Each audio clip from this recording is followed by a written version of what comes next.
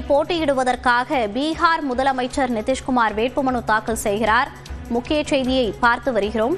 பீகார் முதலமைச்சர் நிதிஷ்குமார் மாநிலங்களவை தேர்தலில் போட்டியிடுவதற்காக வேட்புமனுவை தாக்கல் செய்கிறார். சிட்டிங் முதலமைச்சராக இருக்கக்கூடிய நிதிஷ்குமார் மாநிலங்களவை தேர்தலில் போட்டியிடுவதற்காக வேட்புமனுவை தாக்கல் செய்கிறார்.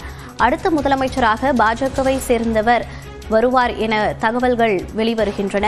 மாநிலங்களவை தேர்தலில் போட்டியிடுவதற்காக வேட்புமனுவை தாக்கல் செய்கிறார் பீகார் முதலமைச்சர் நிதிஷ்குமார்.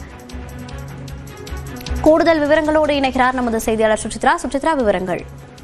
மாநிலங்களவை தேர்தலுக்கான வேட்புமனுவை தற்பொழுது பீகார் முதல்வர் நிதிஷ்குமார் தாக்கல் செய்தார். பட்னாவில் நடைபெற்ற நிகழ்வில் தற்பொழுது அவர் தன்னுடைய அதிகாரப்பூர்வ வேட்புமனுவை தாக்கல் செய்தது முக்கியமாக பார்க்கப்படுகிறது.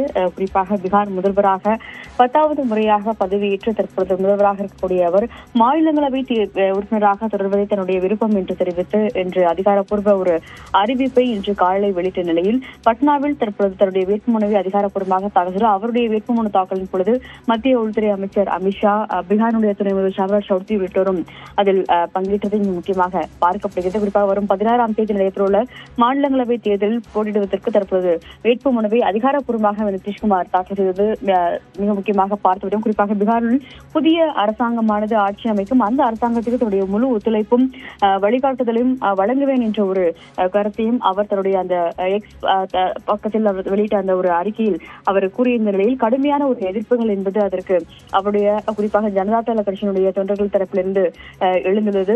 குறிப்பாக இன்று காலை கடுமையான ஒரு போராட்டங்களும் நிதிஷ்குமாருடைய இல்லத்திற்கு வெளியே நடைபெற்ற நிலையில் தொண்டர்கள் அமைதியாக இருக்க வேண்டும் என்ற ஒரு அறிவுறுத்தலும் நிதிஷ்குமார் தரப்பிலிருந்து வழங்கப்பட்டுள்ளதாகவும் அதனை அடுத்து தற்பொழுது வேட்புமனுவையும் அதிகாரப்பூர்வமாக அவர் தாக்கல் செய்துள்ளார். வரும் 16ஆம் தேதி அந்த தேர்தல் என்பது நடைபெற்று அன்று முடிவுகள் அறிவிக்கப்பட்ட பிறகு தன்னுடைய முதல்வர் பதவியை அதிகாரப்பூர்வமாக அவர் ராஜினாமா செய்வார் என்ற ஒரு தகவலையும் ஜனதா தளம் கட்சியானது தற்பொழுது தெரிவித்துள்ளது.